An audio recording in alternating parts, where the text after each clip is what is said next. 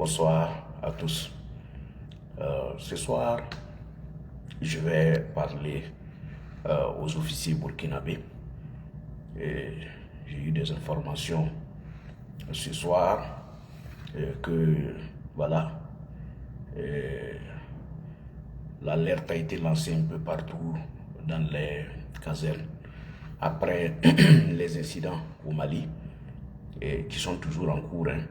Donc voilà, ils ont lancé des alertes un peu partout au niveau de nos casernes. Bon, nous avons aussi eu contact avec certains. Donc ce soir, moi je voudrais faire la vidéo. Je sais que beaucoup sont en alerte et sont toujours, voilà, sont debout. Donc je voudrais d'abord les encourager, féliciter tous nos soldats qui sont au front, et ceux qui sont à Ouagadougou. Je voudrais aussi voilà, les encourager et leur dire merci pour tout ce qu'ils font pour ce Burkina. Si le Burkina tient aujourd'hui, c'est grâce à eux. C'est grâce à ceux qui sont au front. C'est grâce à ceux qui sont à Ouagadougou, un peu partout dans les grandes villes. Je voudrais vous dire merci. Par moment, si on parle peu de vous, c'est juste parce que il faut parler directement à Ibrahim Traoré. Il faut parler à celui-là qui est venu en septembre 2022 réunir les Burkinabés à Ouaga 2000 et expliquer aux Burkinabés ce qui se passe et proposer, voilà, son plan de sortie de crise. Donc aujourd'hui, c'est ce qui fait que personnellement, je parle à Ibrahim Traoré. Vous verrez dans mes vidéos que je parle rarement à ceux qui l'entourent, je parle rarement au chef de renseignement, je parle très rarement, voilà, à ses soutiens.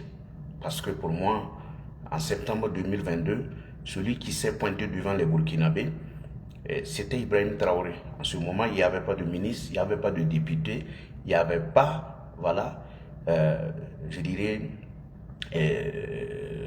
voilà, ceux qui étaient autour de lui, on ne connaissait personne. Donc, c'est pour ça que je mise beaucoup sur lui. Voilà. Donc, ce soir, c'est pour vous dire merci. Et encore vous dire, c'est maintenant ou jamais. Vous savez, ça fait 4 ans. 4 ans qu'on accompagne Ibrahim Traoré. 4 ans qu'il a dirigé le pays seul. 4 ans qu'il a empêché tout simplement les médias de dire la vérité. Quand on sait même qu'aux premières heures de son fameux coup d'État, lui-même a dit devant le peuple burkinabé que les médias, les journalistes devraient être sincères, de relayer simplement la vraie information du front. Parce que aujourd'hui, à Ouagadougou, on fait des fêtes. Et en dehors de Ouagadougou, dans les périphéries, la réalité est tout autre. Donc aujourd'hui, que le Burkina traverse une situation très très difficile, que des gens meurent au front, que des VDP tombent au quotidien, que des soldats aujourd'hui tombent au quotidien, et que Ibrahim Traoré se permet d'aller se faire voir à Bobo, aller se faire acclamer à Bobo, et revenir tranquillement, dormir, et sans stratégie, parce que aujourd'hui, Ibrahim Traoré n'a pas de stratégie. Il a échoué sur tous les plans. Quand vous vous asseyez, vous faites l'analyse, je ne suis pas militaire. Mais si vous faites l'analyse aujourd'hui, vous vous rendrez compte qu'Ibrahim Traoré a échoué sur tous les plans. Tout ce qu'Ibrahim Traoré a apporté comme stratégie, le temps a démontré que ce n'est pas la solution. Au départ, on nous a parlé d'armement, le peuple a cotisé, même si par moments ça a été forcé. Les gens ont donné pour qu'on puisse avoir le matériel. On nous a dit que le matériel était là, on nous a présenté des drones, on nous a présenté, voilà, des armes, je dirais, de dernière génération. Mais les drames, c'est tous les jours. On nous a fait croire qu'on a créé des bires. Bassolma est allé s'asseoir au Togo, il a dit que c'est à partir de 2022 à 25 qu'on a pu créer 20 billes. Et donc, si on a pu créer 20 billes, et avec ces 20 billes, on continue d'enterrer les Burkinabés. On a recruté plus de 50 000 VDP formés, et en espace de 3 ans, ces VDP se sont volatilisés. On n'a plus de VDP. On les a tous enterrés. Et Ibrahim Traoré cherche à recruter 5 000 et 100 000 réservistes. Ça veut dire que aussi longtemps que cette crise va persister, c'est-à-dire que ce sont des enfants qu'on va continuer à sacrifier. Pourtant, à son arrivée, il nous avait dit qu'il avait la solution. Il nous avait dit qu'il avait un bon partenaire. Et ce partenaire allait nous aider à nous libérer en espace de 6 mois. Et aujourd'hui, nous sommes à 4 ans. Et toutes les décisions qui sont prises aujourd'hui, ce ne sont pas des décisions qui sont prises dans le but de pouvoir libérer le Burkina. Ce sont des décisions qui sont juste prises par Ibrahim Traoré pour juste, je dirais, solidifier son pouvoir, rester éternellement au pouvoir, pas pour libérer le Burkina. Et c'est pour ça que je dis ce soir à tous ces officiers, tous ces militaires qui sont au front, il faudra tout simplement retenir une seule chose. Tant que cette guerre ne finira pas, ça sera toujours vous qui allez rester au front, ça sera vous qui allez faire face tout simplement à ceux qui viennent nous attaquer. Ibrahim Traoré ne viendra pas. D'ailleurs, quand vous regardez, vous écoutez ses discours et sa manière d'agir, il n'est pas quelqu'un qui se soucie tout simplement de la libération du Sud. Il ne se soucie pas de votre situation au front. Parce que quand il prend le micro, il est fier de dire aux yeux du monde entier que tout va bien au Burkina. Il est fier de dire au monde entier qu'ils vivent bien. Qu'il vive bien au Burkina. Il est fier de dire au monde entier qu'il peut aller partout. Effectivement, il peut aller partout. Quand vous regardez le cinéma qui s'est passé à Bobo, où on a des militaires un peu partout, et on a des armes, je dirais, des armes lourdes, ces armes-là pouvaient tout simplement aider au front à libérer une zone. Mais pour sa seule vie, on cantonne jusqu'à 4 à 5 birs à Ouagadougou et souvent, des gens sont attaqués à des positions avancées et il n'y a pas de soutien. Parce qu'on nous a dit que avant, c'était l'armée française, c'était la France qui gérait notre renseignement, c'était la France qui gérait notre espace aérien. Donc on avait des difficultés à pouvoir intervenir, à pouvoir, je dirais, anticiper. Mais depuis que la France est partie, on ne sent pas tout simplement notre, je dirais, notre nouveau partenaire, on ne sent pas voilà l'efficacité de notre nouveau partenaire. Parce que les attaques qui se sont produites, les attaques que nous avons vécues, voilà, ces mois passés, on n'a pas eu une intervention rapide. Pourtant, on a des BIR. Et les BIR, ce sont des brigades d'intervention rapide. Ça veut dire que quand on est attaqué, ces gens-là se mettent en mouvement pour venir nous appuyer. Mais on ne sent pas ces mouvements-là. Donc, c'est juste pour dire que la manière dont Ibrahim Traoré se comporte, on a l'impression que lui-même n'est pas prêt que cette guerre prenne fin. Parce que c'est dans ça qu'il peut tout simplement, je dirais, imputer des taxes un peu partout, piller le peuple, tout simplement piller notre or, les vendre et tout simplement dissoudre des partis politiques et tout, en se camouflant ou en, je dirais, en prétextant tout simplement l'insécurité pour pouvoir faire ces choses-là. C'est pour ça que je dis, aujourd'hui, il y a des gens, je comprends, je cours souvent avec des officiers qui disent, au départ, on avait cru que Ibrahim Traoré avait la solution et qu'on allait en finir avec l'insécurité et nous allons pouvoir vivre avec nos familles. Mais écoutez, mais aujourd'hui vous êtes au front. Il y a des gens qui sont au front qui demandent même à ce qu'on vienne les remplacer, les relayer. Ils n'ont pas cette possibilité-là de se faire relayer. Pourquoi? Parce qu'aujourd'hui, tant que quelqu'un ne dira pas un mot, Ibrahim Traoré va continuer dans son cinéma. Est-ce que quand vous le voyez prendre la parole, vous sentez que c'est quelqu'un réellement qui a été au front? On ne sent pas que c'est quelqu'un qui a été au front. Parce que sa manière de faire prouve que c'est quelqu'un qui avait envie de jouir des avantages du pouvoir. C'est quelqu'un qui avait envie de gérer un pays juste pour le nom, pas tout simplement pour apporter un plus. Parce qu'aujourd'hui, on ne parle même plus de ce pourquoi on est là. C'est l'insécurité qui a fait venir Ibrahim Traoré au pouvoir. C'est l'insécurité qui a tout simplement motivé les Burkinabés à accepter Ibrahim Traoré. Sinon, de vous à moi, est-ce que ça allait être possible? Non. Mais si on vient aux affaires, il faudra qu'on se préoccupe de ce pourquoi on a fait le coup d'État. Moi, c'est ça, je parle toujours. Quand les gens viennent me dire, venez voir, il a mis des pavés par-ci, il a fait ci, c'est très bien, j'apprécie. Parce que les pavés d'Ibrahim Traoré, le jour qu'il va se chercher, il n'emportera pas les pavés. Non. L'autoroute, il ne va pas les emporter. Tout ce qu'il est en train de faire, c'est bien. Mais je dis, tant qu'on n'a pas la paix, tout ce que nous sommes en train de faire, nous allons fuir les laisser. Regardez au Mali, la maison de Sadio Camara. Mais la maison a été détruite. La maison a été détruite par ceux qui nous attaquent. C'est pour dire que tout le matériel, tout ce que nous sommes en train de créer, de fabriquer, de mettre en place, mais si ces gens-là arrivent, mais ils vont les détruire. Autant libérer le pays et revenir faire d'autres choses. Parce que les investissements, c'est parce qu'il y a des gens, on investit pour le peuple. Mais si nous laissons mourir le peuple, si nous laissons mourir les VDP, les FDS, mais les investissements vont servir à qui? Arrêtez de dire qu'on se sacrifie pour nos enfants. Non, nous devons vivre. On ne peut pas être là à se sacrifier pour nos enfants. Non, on se bat pour nos terres. Qui occupe nos terres? C'est nous qui sommes en train de créer des problèmes. C'est nous qui sommes en train de nous vanter. C'est nous qui sommes en train d'insulter les gens. C'est nous qui sommes en train de créer des problèmes. Les autres pays vivent en paix. Les gens sont à l'aise. Les gens sont à l'aise. Pourquoi nous voulons croire que fabriquer ces manipulations, mais ça ne tient même plus. Ceux qui tenaient ces discours-là ne peuvent même plus s'arrêter devant le peuple pour le dire. Il y a des gens qui disent, battez-vous pour vos générations. Non, battez-vous pour vos générations. Tout ce que vous êtes en train de faire, ce n'est pas pour vous, mais c'est pour vos enfants. Mais écoutez, pour nos enfants, il faut être quelqu'un aujourd'hui pour prétendre préserver ou préparer l'avenir de tes enfants. Mais si tu t'en vas aujourd'hui, mais ton enfant sera un enfant de la rue. Vous pensez que souvent, certains qui dorment dans les rues, s'ils avaient eu une bonne éducation, les gens vont aller dormir dans les rues. C'est parce qu'il y a eu un problème. Bien sûr, c'est pourquoi ces gens-là vont dormir dans les rues.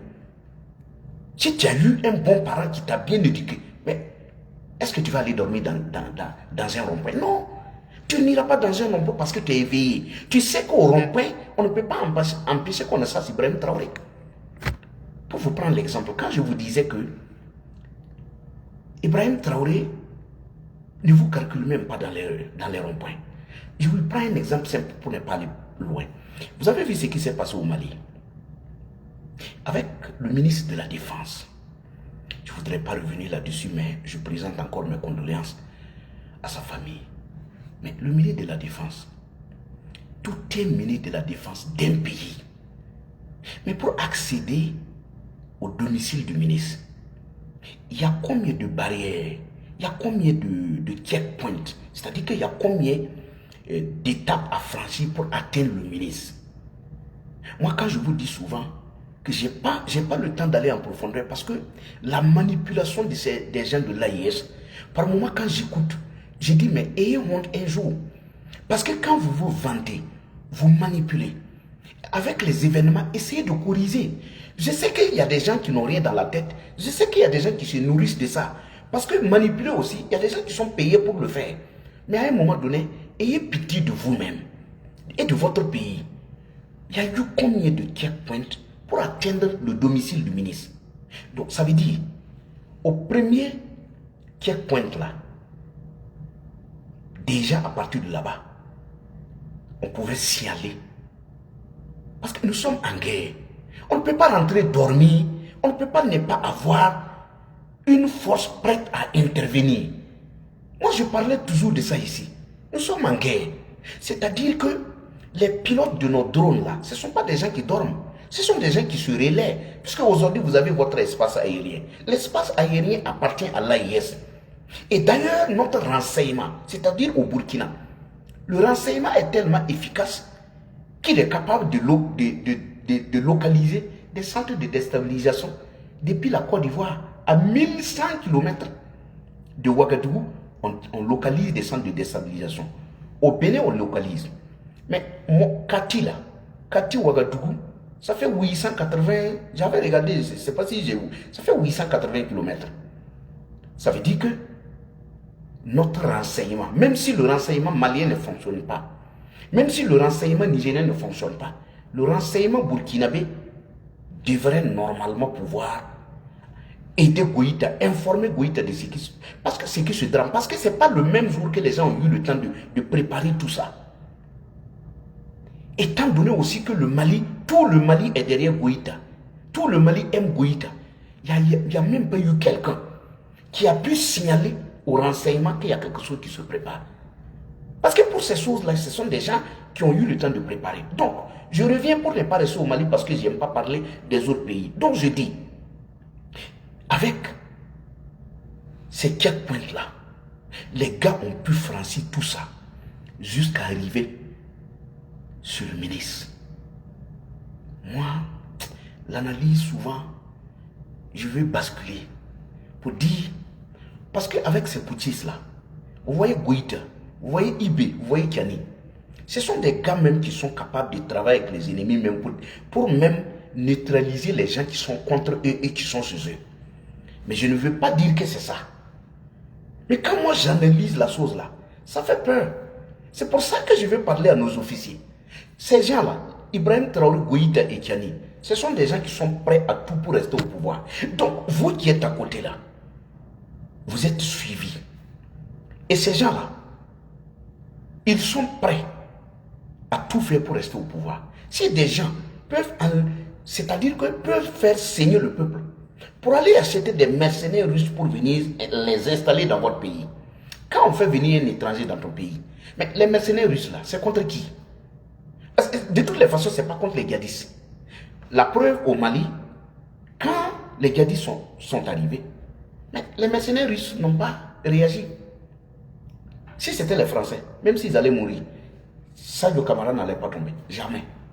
Parce qu'eux, ils combattent, c'est pour l'honneur. Pour eux, c'est comme en Occident.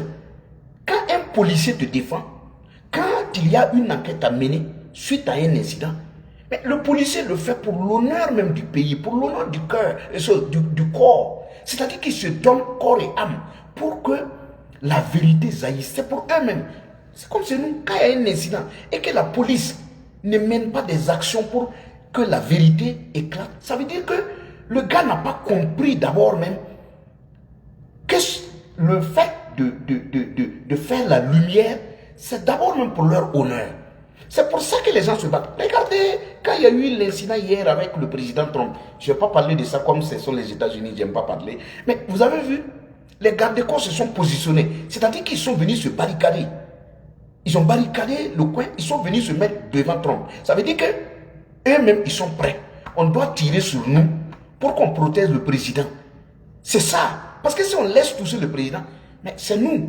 Donc lui-même, il est venu. Ils sont venus se mettre devant et laisser le président Trump derrière. C'est-à-dire qu'on doit tirer sur nous, pas le président. C'est comme ça qu'une armée doit agir. Quand Ibrahim Traoré, quand Goïta, quand Kiani déconnent, mais vous les mettez de côté. C'est pour votre honneur. Parce qu'aujourd'hui, les dérapages d'Ibrahim Traoré, mais tout ça, c'est reversé sur le comportement de notre armée.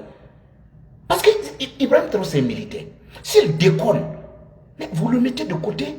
Sauvez votre pays. Montrez aux gens que parmi l'armée, il y a des gens qui ont appris à défendre leur pays. Il y a des gens qui sont formés, pas pour l'argent, pas pour ce qu'ils gagnent, mais pour l'honneur. Vous êtes assis, vos petits-enfants meurent, des VDP, des gens qui ont accepté venir pour vous appuyer. Ibrahim Traoré les met dans des positions avancées, dans des zones rouges, et il vous rappelle à Ouagadougou. Et ces enfants-là tombent au quotidien. Des gens de 1989, 99, on les ramasse, on vient les enterrer nuitamment. Et on renvoie d'autres. Vous devez vous dire, vous les officiers, non. On ne peut pas continuer dans ça. On ne peut pas continuer dans ça. Ça fait 4 ans qu'on est dans ça. Et je vous ai dit, moi la honte, j'ai peur. Le jour du départ d'Ibrahim Traoré, quand la caméra de la RTB va aller à Waïguia, va aller à Fada, va aller à Kaya, pour montrer les cimetières de ces enfants de 89 qu'on a enterrés nuitamment.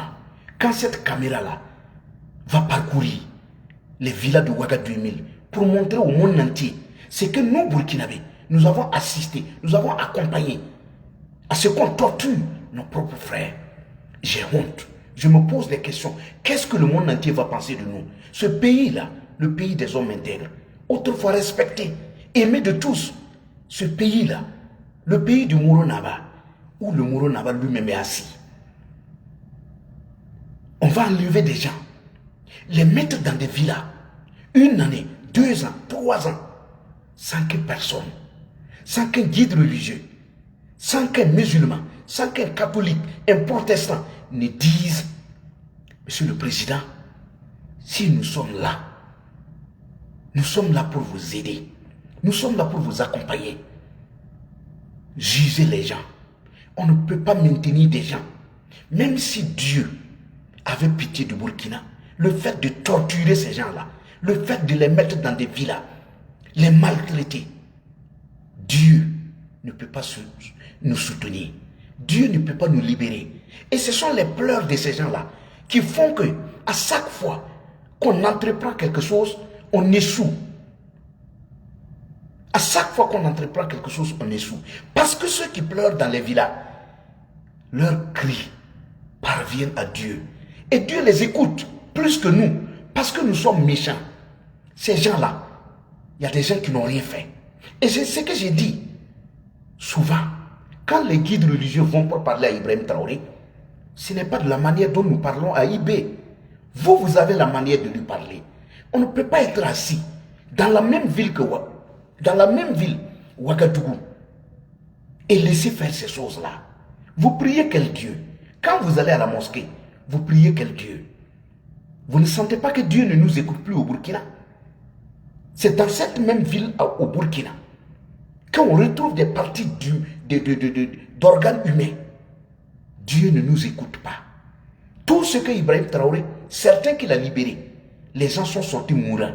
On vient te déposer devant ta porte, incapable de te déplacer, incapable de te tenir sur les pieds. Vous les avez vus. Faites le tour, allez-y rendre visite à ceux que IB a libérés.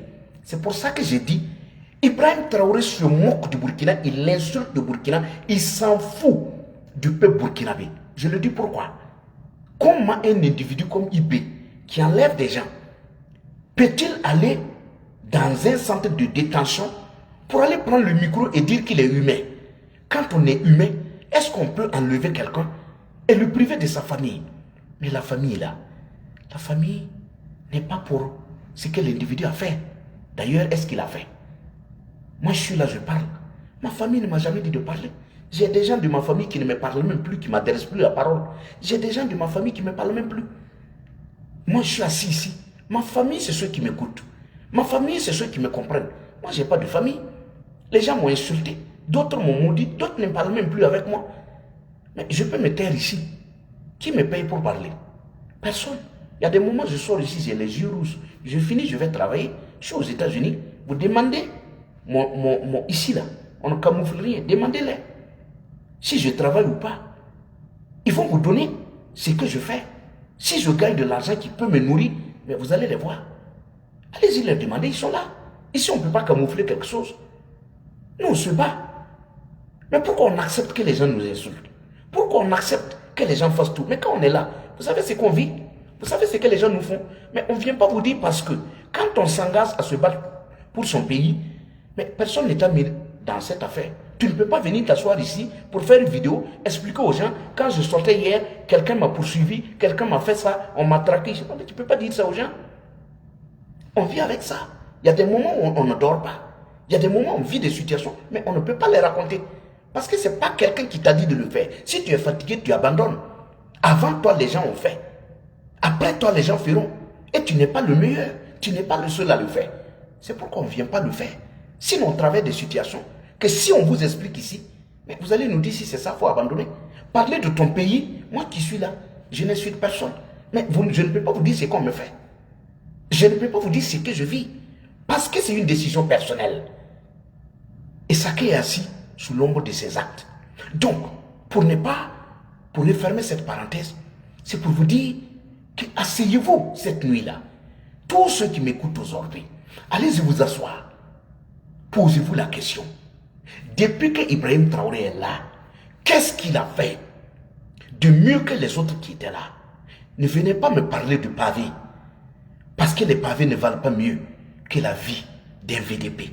Les pavés ne valent pas mieux que la vie de nos pauvres populations qui sont dans les périphéries, des gens qui sont dans des villages, qui ne demandent que vivre.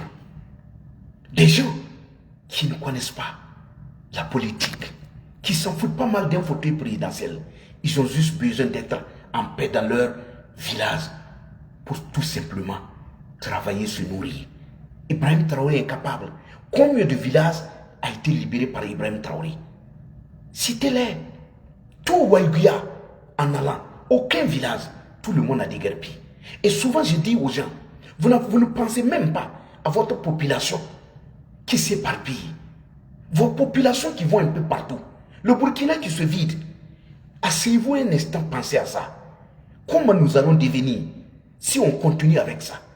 Des Burkinabés qui vont au Mali, qui vont en Côte d'Ivoire, qui vont au Bénin. Ces gens-là, vont-ils revenir? Si nous les abandonnons, si nous ne menons pas le combat pour les ramener, vont-ils revenir? S'ils reviennent, qu'est-ce qu'ils ont en eux? Quelle pensée ils ont de nous? Quelqu'un qui se retrouve en Côte d'Ivoire, accueilli par les Ivoiriens, accueilli par le président Ouattara, qui les trouve un local. Ce monsieur qui est là, et qui regarde à la télé, qui regarde dans son téléphone, qui voit des Burkinabés, qui ne parlent que des pavés. Personne ne se soucie d'eux. Personne ne se dit que ces gens-là, on doit travailler pour les ramener. Nous tous, nous croisons les bras. Et on applaudit des pavés. On applaudit la manipulation. On applaudit la diversion. Et on voit des hommes politiques qui sont assis, qui regardent tout simplement les bassolements. Quand vous regardez un bassolement, quelqu'un qui était là, qui tournait, qui manipulait les gens, ce même bassolement-là, qui se met dans ce pouvoir-là, dans ce pouvoir sanguinaire, lui qui connaissait tout, c'est lui qui est devenu le propagandiste, un manipulateur fini, et vous, vous êtes assis. Mais quand il manipulait, quand vous étiez aux affaires là, donc il veut se dire rusé, c'est lui qui est intelligent, il vient manipuler les gens, il accepte aux affaires, et il change de langage, et vous êtes assis, vous regardez. Mais dites-lui quand même qu'il n'a qu'à arrêter. Quand il le disait ici, mais c'était contre des régimes, et il n'a pas été arrêté. Aujourd'hui, on enlève des gens. On empêche que le peuple ne s'exprime. Et lui, qui avait eu l'occasion de s'exprimer hier, aujourd'hui, il cautionne qu'on empêche que les gens ne s'expriment. On va jusqu'à dissoudre et suspendre des OSC. Sans oublier qu'il y a 2 OSC seulement, que le peuple burkinabé souhaitait qu'on supprime. Simplement le Génim et l'État islamique, ces deux-là. Si Ibrahim Traoré arrivait à dissoudre ces 2 mouvements, mais le Burkina était sauvé. Au lieu d'aller dissoudre ce que nous avons besoin qu'il supprime, là, il va dissoudre des OSI. Pourquoi? Parce qu'il y a les droits de l'homme qui ont fait un rapport et Bassolma dit que c'est un lien avec ces associations. Donc on va les dissoudre. Pas pour qu'on puisse libérer le Burkina, mais pour qu'on n'ait pas des informations qui incriminent le pouvoir. Mais pourquoi on est assis et que le gars est en train de tailler le pays tout simplement comme une robe avec des mesures qui lui sont favorables? Pourquoi? Non.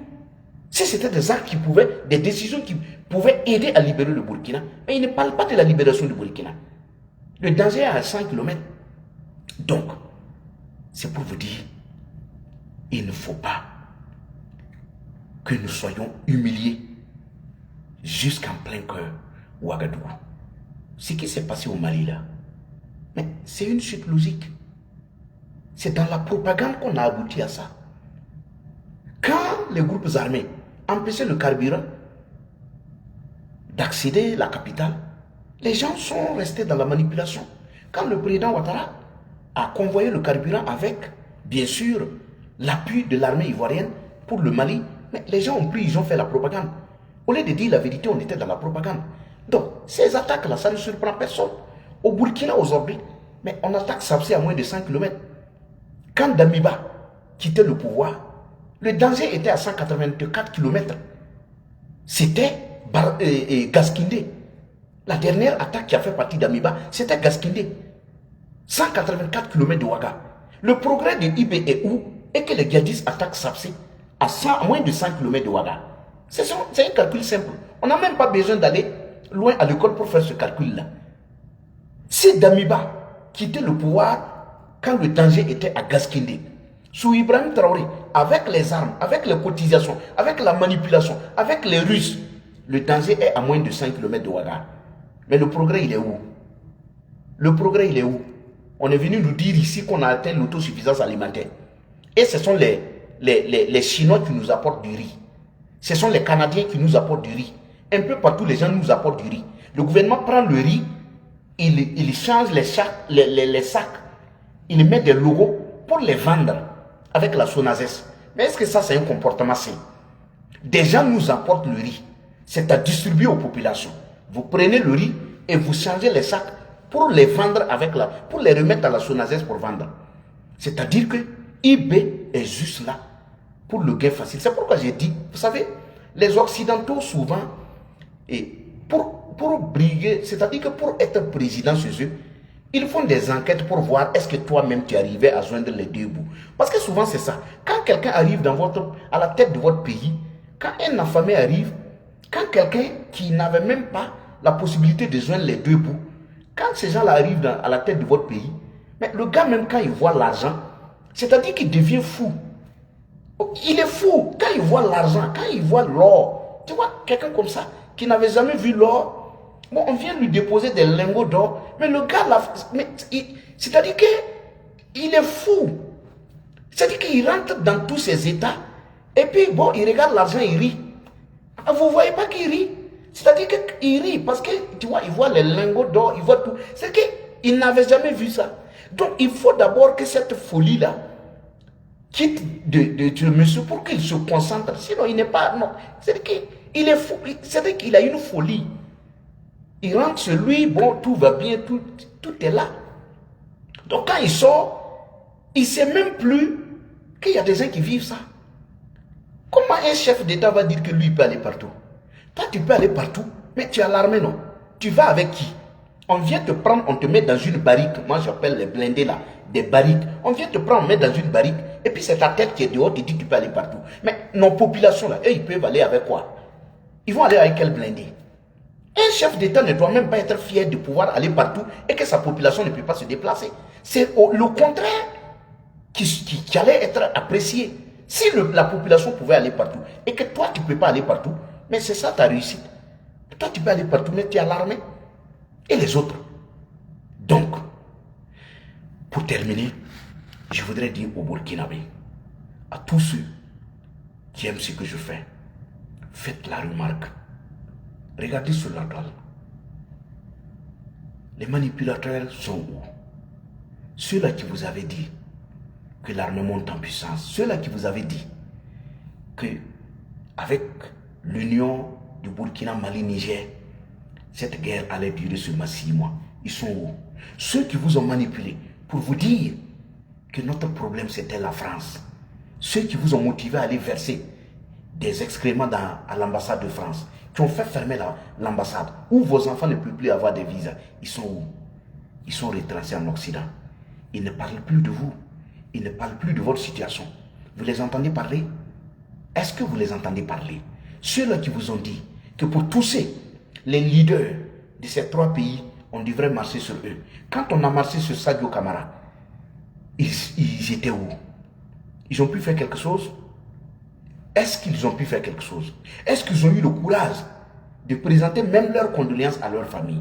Ils ont eu le courage d'élever de la voix? Ils sont silencieux. Pour sortir demain, vous appelez encore, fabriquer des choses pour vous emballer. C'est vous qui êtes en Afrique. Et ils sont loin. Et ils ont eu le temps d'emmagasiner l'argent. Ils ont bien mangé. Ils sont rassasiés. Chacun a au moins 9 mois de grossesse.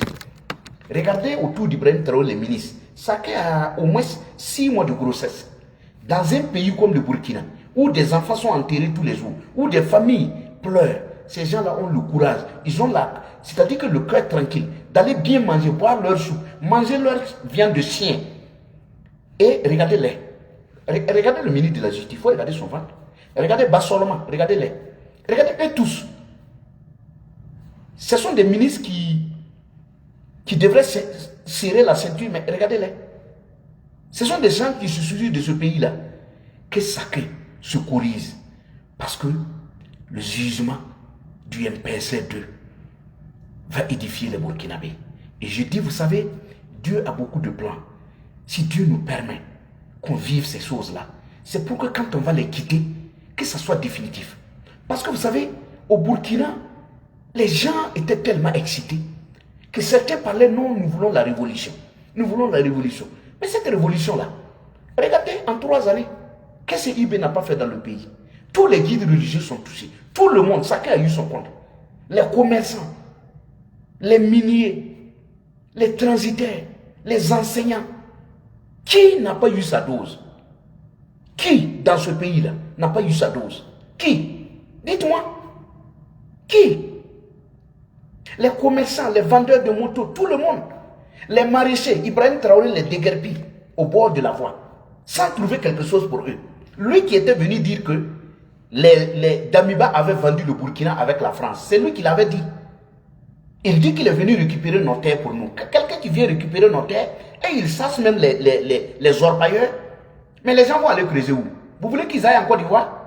Vous voulez qu'ils aillent en Guinée? Vous chassez vos propres orpailleurs de vos mines. Mais vous voulez qu'ils aillent où? Ce ne sont pas vos enfants? Ce ne sont pas vos frères? Si c'est interdit de creuser chez vous, et si les autres aussi décident que vos frères ne vont plus creuser l'or chez eux, on fait comment?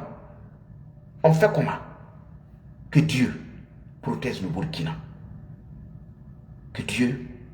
Je ne peux pas faire une vidéo, finir, sans dire merci au président Ouattara. Vous savez, les propagandistes soutiennent leur putschisme. Moi, je ne peux pas finir une vidéo sans dire merci au président Ouattara. Parce que ce qui se passe sur nous aujourd'hui, si on arrive à tenir, c'est en grande partie ces pays comme la Côte d'Ivoire, le Bénin, qui nous appuient. Quand je dis qu'ils nous appuient, il y a des gens qui ne se posent pas beaucoup de questions. Nos déplacés qui sont là-bas, là, il a dit qu'on a atteint l'autosuffisance alimentaire. Il y a eu combien de sacs de riz qu'on a envoyés en Côte d'Ivoire? Parce qu'il y a nos gens qui sont là, mais je ne parle pas de ceux qui sont allés se chercher. Ceux qu'on a construit les maisons pour eux, c'est vous qui les nourrissez. Eux aussi font partie de la population. Qui envoie un sac de riz? Qui envoie la scolarité pour ces gens? Mais ils sont scolarisés, ils sont soignés, ils sont nourris, ils sont logés. Qui se met en œuvre pour que ces gens-là puissent être soutenus? C'est le peuple, c'est le contribuable ivoirien. Avec bien sûr un guide à la tête. Parce que pour construire ces maisons-là, il a dû batailler avec son peuple, l'opposition, pour pouvoir faire ça. C'est pour ça qu'il ne faut pas l'oublier. Et j'ai dit, quand quelqu'un fait ça, et que vous travaillez derrière contre la personne, ça revient sur vous. Il y a une semaine, les gens se posaient la question où se trouve le président Ouattara. Il y a des gens qui voulaient avoir de ces nouvelles. D'autres ont tout inventé. Il y a des gens même qui ont dit qu'il n'est plus en vie. Vous avez vu la réponse de Dieu? Aujourd'hui, c'est Goïta qui a disparu.